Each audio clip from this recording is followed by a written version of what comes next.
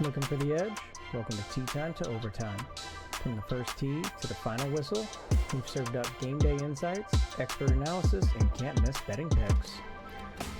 Whether you're riding the hot hand, chasing the underdog, just here for the love of the game, we've got you covered. Like, subscribe, and let's hit the action. This is Tea Time to Overtime. The game starts now. As we head into the NFL portion of our podcast, is Tyler Boyd heading back to the Steel City. The Pittsburgh native and Pitt alumni says he's open to returning home. And honestly, who or what player doesn't want to play for their home crowd, especially when you have deep roots like that for Boyd? But he's kind of in a wait-and-see mode. He hasn't signed, and he's willing to wait until late preseason when possible injuries start, depth charts start shifting. But one thing's for sure, he'd bring energy to that wide receiver room. Tyler Boyd, he has played for the Cincinnati Bengals, so this would be a huge switch. And honestly, a huge gain for Pittsburgh. I don't care who they've added or who they will add. That is definitely two games and an actual rivalry that can determine huge playoffs. Having the insights like Boyd would against the Cincinnati Bengals would absolutely be huge just in that own sense there. But let's take Boyd and Rodgers for a quick second. Rodgers, right now, still going to get a feel, kind of find that number one pick. So that would actually not be bad. And as we get into preseason, minicamp is obviously not mini camps, but the off-season camps and whatnot. So as injuries and other such things come aboard and things happen, we'll get to that in a minute here for the Tampa Bay Buccaneers. But we'll see what happens. Not sure how physically fit he's going to be in terms of game ready when it goes there. If I was him, I'd be trying a little bit harder, possibly, especially if you really, really want to go there, to make sure that you understand the playbook, you understand the play calling, and you are game ready. How many times have we heard this story? Oh, so-and-so holds out and then ends up getting signed that big contract and then gets hurt a few weeks later. I feel like that story just kind of writes itself. We've all seen that game. We've all seen that movie. We know exactly what happened. So Tyler Boyd, again, would be a huge, huge asset for the Pittsburgh Steelers. But we'll see if that happens. Tyler could also just be completely sitting on the sideline, sitting at his house all season long as well. But we'll see what happens. Very interesting. And again, this is something that could shift the odds dramatically in the Steelers' favor, could bring them right up to possibly win that division, especially as the season goes on. Is daily fantasy officially dead in California? Not yet, but it's heating up. California Attorney General Rob Bonta called daily fantasy illegal sports betting under state law.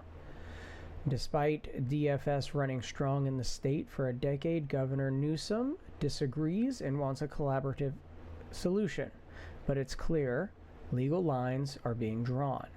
Not sure where this really came out for, but for those that don't know what daily fantasy is, I'm going to tell you.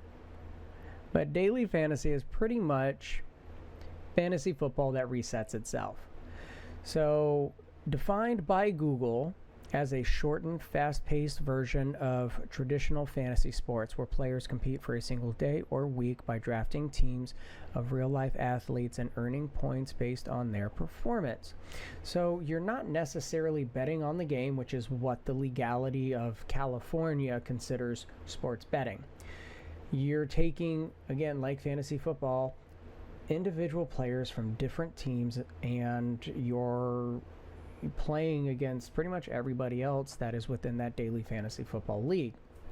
So as the governor has stated, or others have stated, and I apologize, I might be misquoting the governor, so I'm not going to put him in that, situation, but the reason he wants that collaborative solution is because it's been under the opinion that daily fantasy has skill to it, because you are picking the players, you are trying to find that underdog who's going to push you through and get you that win. Is there money exchanging hands? Absolutely there is. So there is gambling involved, but it is not right now strictly sports betting, and we're going to have to leave it up to the judges and the courts, depending upon how high they want to take this, to really figure that out. But in my head, and again, the way everything is kind of defined and displayed, this isn't sports betting. This is not sports betting in the least bit. Like I said, there is some skill that goes into this, knowing who's good, knowing who's not.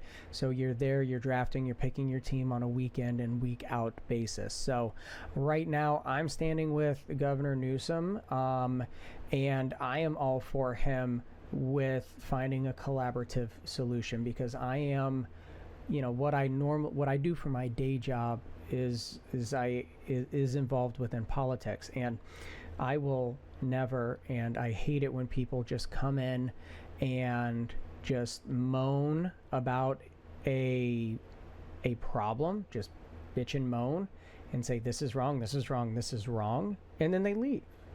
You're like, how's it, okay, I understand how it's wrong, but how can we fix this? How can we make this better? Where is that solution? And the fact that the Attorney General, to my knowledge, when I first read this article, there was no solution for it. It was just plain and simple, let's get rid of it. But we have something that has been going on for a decade. So we have some type of precedent that has been set. So, where...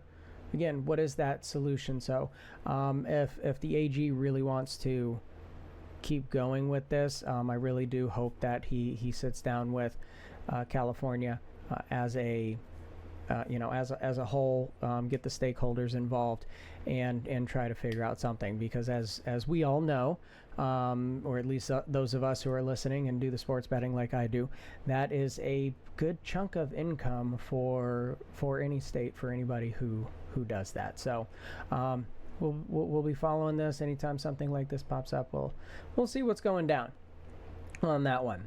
And as I hinted earlier, we're about to get to the Buccaneers, because how big is Tristan Wirfs' injury going to affect them? I think it's massively going to affect them. The Bucs star left tackle is having arthroscopic surgery after setbacks during camps and this offseason, and will likely hit the PUP list, which means he's going to miss at least the first 4 games of the regular season. Right now, backup Charlie Heck, according to the depth chart, he's the one who's going to step in, and he is going to be entering in his 6th year. And I honestly, I really don't know much about him. I know he was drafted by the Texans back in 2020, and played with them for 4 seasons, and then got bounced to the 49ers, who then traded him to the Cardinals last season, and here he's entering in a 6th, going into the with the Buccaneers.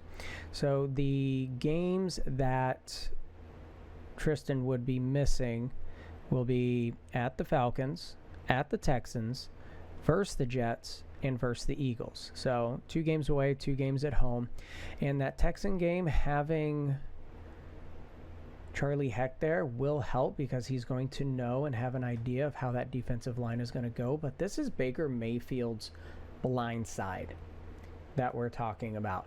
So this is a huge role, just like any left tackle is here. And like I said, I really don't know Charlie Heck that much. We'll see and we'll find out. But those are, at the Falcons, that's going to be a huge game come game 1. That's going to have playoff implications and divisions, win the division or lose the division kind of down the road as well. Again, at the Texans, they'll be fine. The Jets, should be fine. And then again, the Eagles, even though they're at home, again, that is a strong defense. That is a tough defensive line. So, and again, this is the PUP list. This is right now. We know if he goes on this list, he's going to miss 4 games. So he's going to miss at least 4 games. Hopefully it's not any more than that. And I'm saying that as a Tampa Bay Buccaneer fan. Everybody else in the audience who's cheering against Tampa or their team is playing against them, they would be probably very happy making sure that Wirfs is not on the field protecting Baker Mayfield's blind side. So huge implications there that could affect it, as I have the Tampa Bay Buccaneers winning that division. But just keeping up on the futures, we have some money being dropped in Vegas, who is moving some odds here. Right now we have the Ravens, Eagles, and Bills all at plus 700. The Chiefs are at plus 800, Lions plus 1,000. So the top 5 teams haven't shifted at all, but those odds have started shifting significantly here. I think the Eagles started out at 650, Ravens and Bills at 700. The Chiefs were right there around 700 as well. Lions were at like plus 800, plus 900 when we started this venture. So the odds are shifting, and again, keep in mind, as these odds shift, that means that there's more money being put on these other teams. It's not necessarily, oh, hey, look at what this team is doing here and there and whatnot. So until the actual season starts, and I can even go as far as saying preseason and major injuries like Tristan Wirfs' injury for the Tampa Bay Buccaneers, these odds are going to only really change by the money that is being put down on them. So you got a lot of love going towards the Eagles. The Ravens. Clearly not enough going to the Eagles. If their odds kind of keep progressively getting worse, doesn't mean that they're gonna that Vegas thinks any other way. But again, with the way Vegas's formula works is once there's X amount of money on a team, like say the Ravens, then those odds are going to shift, or money not being put on them. Make sure you guys are following me on Facebook and X at LuciferM1989, pretty much everywhere. That's all my content. So come Thursday, you will have my Thursday night pick, and then Sunday morning you'll have all picks for Sunday, for the Sunday games and the Monday night games. So please follow that. Stay tuned for that. Again, you'll have all the picks, and then the picks that I give you here on the podcast, that's where my money's going. That's who I am. Again, those are my picks. Those are the ones that I like the most, and we'll go into those when that happens. But here we are now, July 12th, and season's right around the corner. Get excited, man. It's gonna be awesome. I know all of us are itching for the football season. Just had the Stanley Cup playoffs wrap up, and the madness of the NHL has started in its off season, and we're looking for some action now as sports fans. PGA can only carry us this fall. NBA championships just finished up. They just started their off season. PGA, NASCAR, and MLB, they can only do so much, but we want some amazing physicality, tough sports here. So the NFL is going to be much welcome, and it's the longest season between start to finish. But like I said, as we head into the NHL, they just had their draft, and I bet everybody is wondering who the top picks were. If you didn't follow the draft, then this is all brand new news for you. And how you didn't follow the draft, I don't know, but anyways, whatever. So the Islanders, for the number 1 overall pick, they took Matthew Schaefer, defenseman. Sharks took Michael Misa, forward. And I do apologize to anybody and everybody if I butcher your names, going forward. We do have some wonderful international names here that do take a few tries. But in the third round, or the third pick, the Blackhawks took Anton Frondel, another forward. Mammoth, Caleb Desnoyers, another forward. Predators, Brady Martin, again, another forward. So very offensive forward here during, no pun intended, the top 5. Even though the Islanders took a defenseman here, Islanders obviously on a beautiful rebuild, as they had one of the biggest trades probably in history. They picked up picks 16 and 17 with a trade to the Canadiens. Dobson, who had 39 points, 10 goals, and 29 assists in 71 regular season games, went to the Canadiens and signed an 8-year, $76 million contract. Well deserved by Dobson, and we'll see how he is utilized with the Canadiens. Should be great. Should be a nice, solid little rebuild, little jump start for the Canadiens.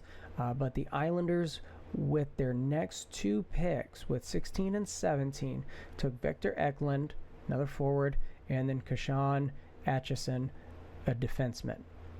And they also got Emil Henman, who in his rookie year with the Canadiens had 18 points, 10 goals, and 8 assists in 62 games.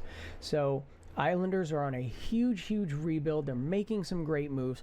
We'll see how well this goes for them to jump that line.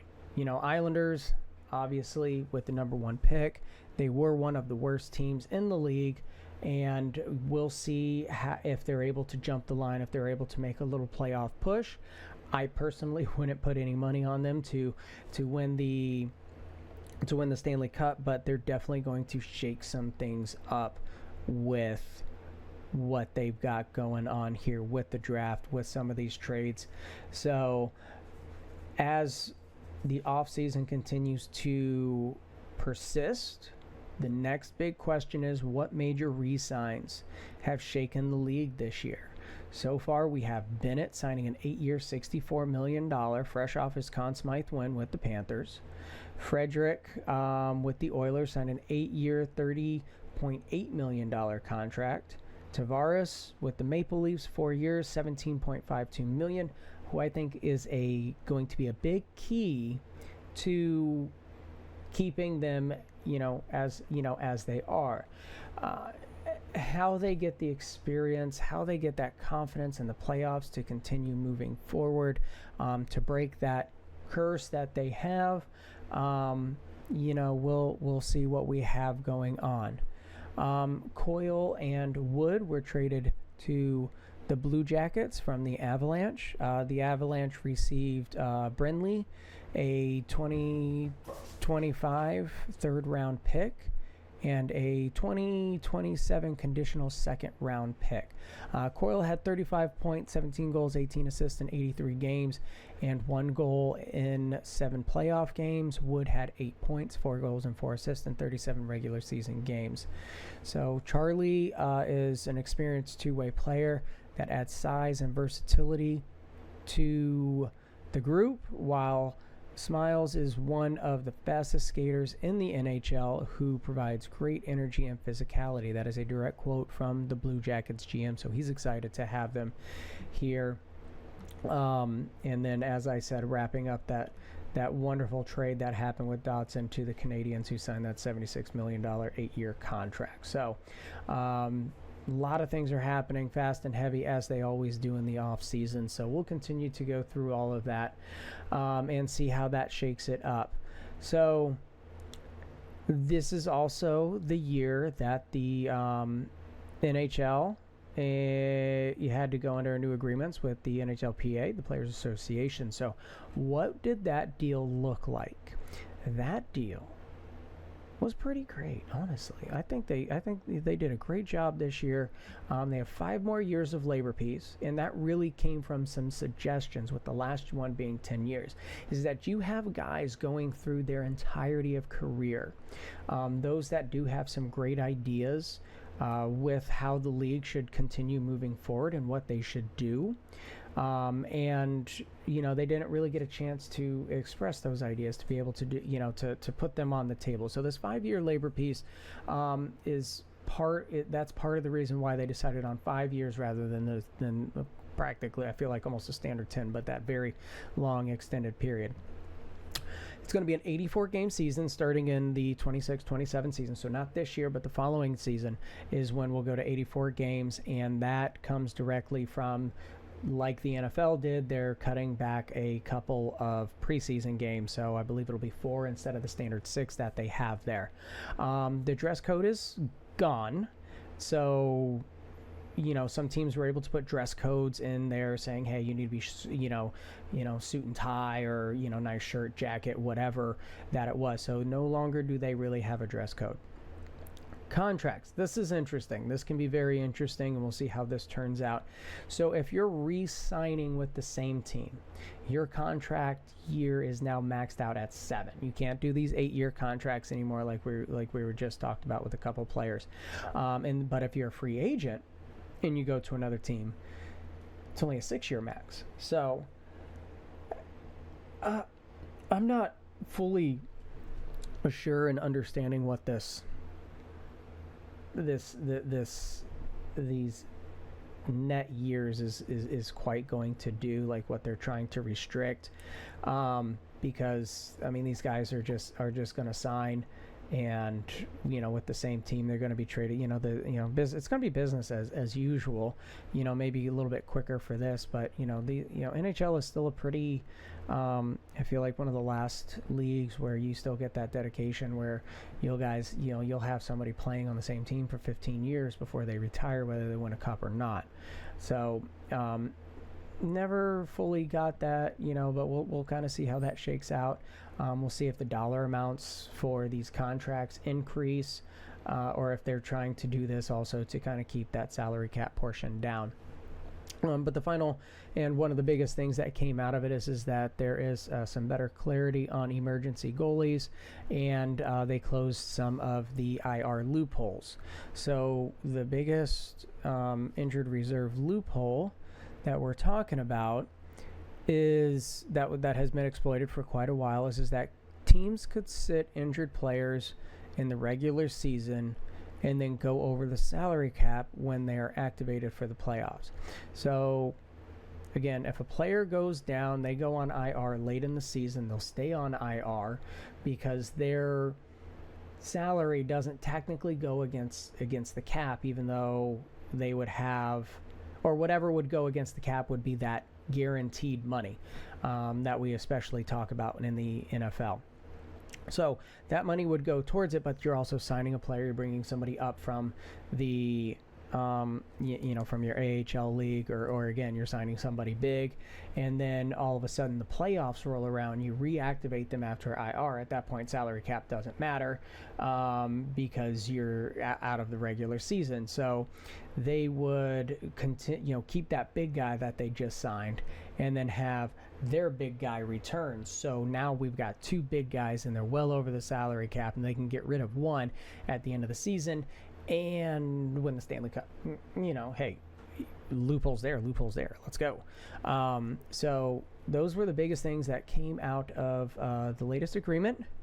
And as the months go on, and as we get closer to the regular season, more and more of the bargaining agreement will continue to come out. But honestly, if anybody hasn't reported on anything major past what we've already gotten, I think this is it. I'm, as a fan, thoroughly pleased with what we got going on here. So moving forward, excited for the 84 game season in the 26-27, see how the NHL bodies, how the players' bodies and mentality hold up. So the Stanley Cup futures, the way too early picks here. Again, money's going to move these lines, but Panthers, Oilers, Hurricanes plus 700, Stars plus 900, Avalanche plus 1,000. I believe the top 5 have not changed either, but again, we'll kind of keep an eye on those odds moving forward.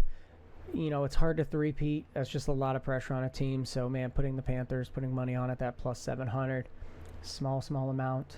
If anything. So, they're my biggest question mark. They're a great team. They've kept the team together.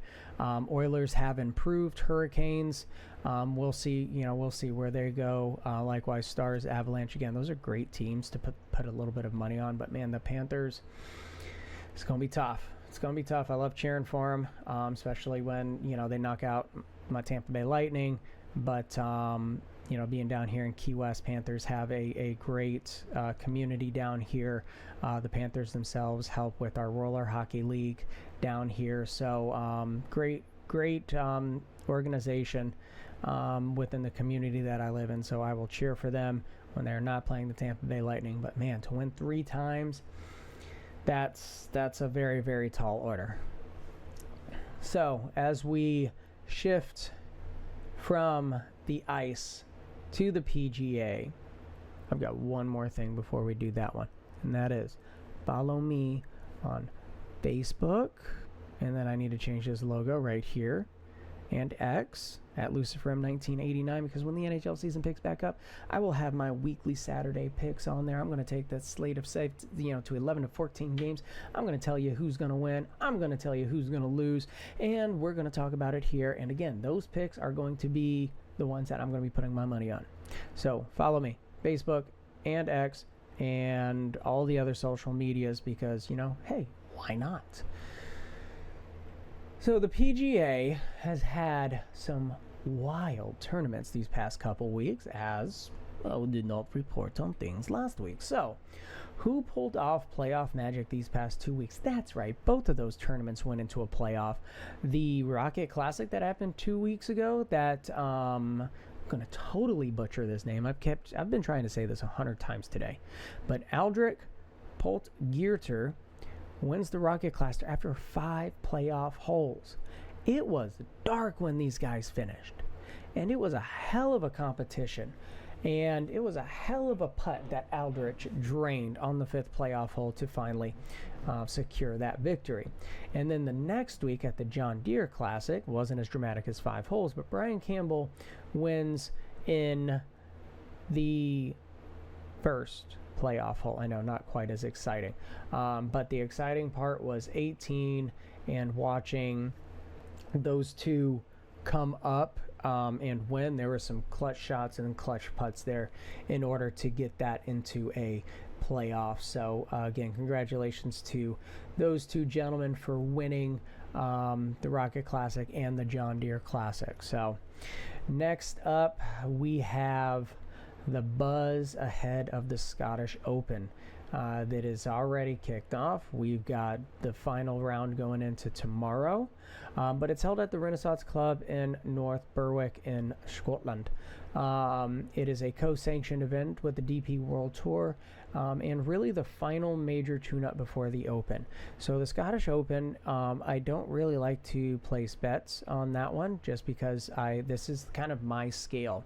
The boys going from all the American courses, which we do have link style courses here in America, but it is nothing like what it is in the, in the place, some of the places that, oldest places that we've had golf in.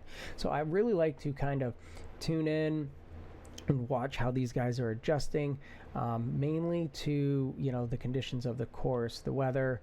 That's, they're good. Yes, they don't always deal with like 20+ mile an hour winds like they do at the Open, but hey, this is my time to say these are the guys I'm going to look at when they hit the Open, when they hit those links courses. But it's that person who's driving well, staying out of those horrible pot bunkers in the middle of the fairway, staying out of that large fescue rough, the ones who are hitting greens in regulation, the ones who have great lag putts, those that are averaging 2 putts or less on every single hole. Again, that's kind of what I'm looking for here when it comes to the Scottish Open. Still talk about the odds and everything else like that one, because again, we're with the odds, and when we talk about them, when we talk about the picks are the picks are where the money's at. But when we're talking about the odds, again, we're talking about what dictates the odds. Why do they go this way? What's that formula that Vegas really has? And we're diving, starting to try to figure that out on the golf side of things. So if you all know anything, please comment below. Comment on the social medias. Would love to learn. Would love to see what you all think on how everything shifts in there. So before we get to the odds, we gotta ask the question: what's up with Morikawa's caddy carousel? He's now on Billy Foster, his 3rd caddy since April. Foster caddied for legends like Steve, Fitzpatrick, and Bjorn, and brings major winning experience. Morikawa sits at number 15 in FedEx Cup standings with 2 runner-ups and 4 top 10s this season. He's playing good. He just hasn't won, which is that expectation when you are as good as Colin Morikawa. There's no ifs, ands, or buts about that one. But JJ, his original caddy that he has had since he started his tour, he's won majors with them. But Billy Foster's a great caddy. Like I said, he has caddied for some greats and some legends. He's got those major win-ins under his bed as a caddy as well. But we'll see what's going on. And the biggest reason why, to me, this is such a big storyline, especially when it comes to when we talk about odds and everything, is we got Morikawa with this caddy carousel. He's trying out new putters, and he assures us that the whole new putter thing isn't anything new. He's had 3 putters in his bag, not knowing what, and then picking one at the beginning of each round. So, but we'll see. But when things are said that to me, it's cause for concern when I look at him winning, top 5 finish, top 10, top 20, etc., because to me that tells you, even though you say I used to go and start a tournament with 3 putters, that's fine, but that means you don't have that full feel and confidence in what you're doing and what you're using on the golf course. And golf's all about that confidence. You need it, which is why when you hit the odds, Scotty Scheffler's in there. It doesn't matter if he's 3 back, tied for 14th, going into the 3rd round. He's still the plus 450 favorite to win. I would never put money on that, honestly. It's too big of a gamble when you're 3 back, especially in a place where you're not really used to playing. And again, we have links courses here, but that's all dictated by the weather. The links courses, I don't care when or where you play. You hit that fairway, that ball's going forward damn near 30 yards every single time. So you can't tell me that our boys from the PGA who play over here in America more times than not are going to be used to that. I'm sorry. So something like that, odds-wise, I can't get behind that one.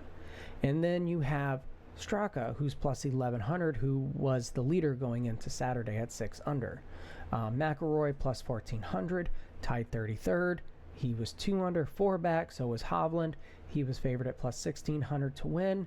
And then Knapp and Perez plus 1,750. Again, though they were tied at, for the lead at 6 under with Straka as well. And in general, with golf, there are so few wire-to-wire wins.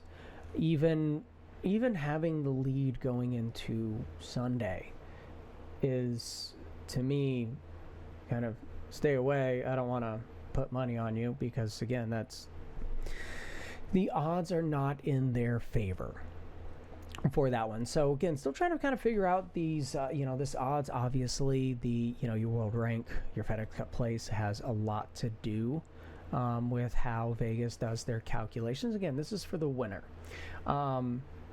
I love talking about this again because it's very similar to horse betting of how do we pick that winner? How do we find that crown jewel? How do we hit that plus 1,500 or more or better odds, for that one? How do I find this one?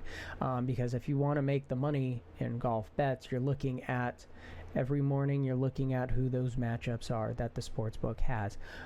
You're looking at the different groups where you have 4 to 5 golfers in that group of who's going to win that group, and you're looking at those odds normally ranging from like plus 250 to plus 600.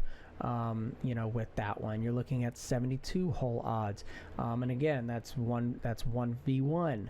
So so if you want to make money gambling on golf, that's what you need to look at. You need to look at those.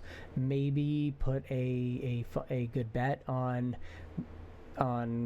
Sunday morning on who's going to win the tournament, that you have a better feel of watching all the players there, and kind of taking their experience both on the course and off the course, and kind of going from there. But again, these odds here, We're going to crack the code. We're going to find the equation to say, hey, boom, this is our guy. These are the conditions that we need. And if this person falls within these conditions, they're going to win. Plain and simple. We're going to figure that out. Guys, I promise you, we will find that out one of these days. But that's a wrap on this round of Tea Time to Overtime. From the greens to the ice and every yard in between, we've covered the plays and the odds. Think you've spotted the next big upset or locked in a winning parlay? Let us know. Subscribe, rate, follow for your weekly dose of insight, predictions, and betting tips. And remember, play smart, bet responsibly, and enjoy the game. This is Tea Time to Overtime. We'll see you next time.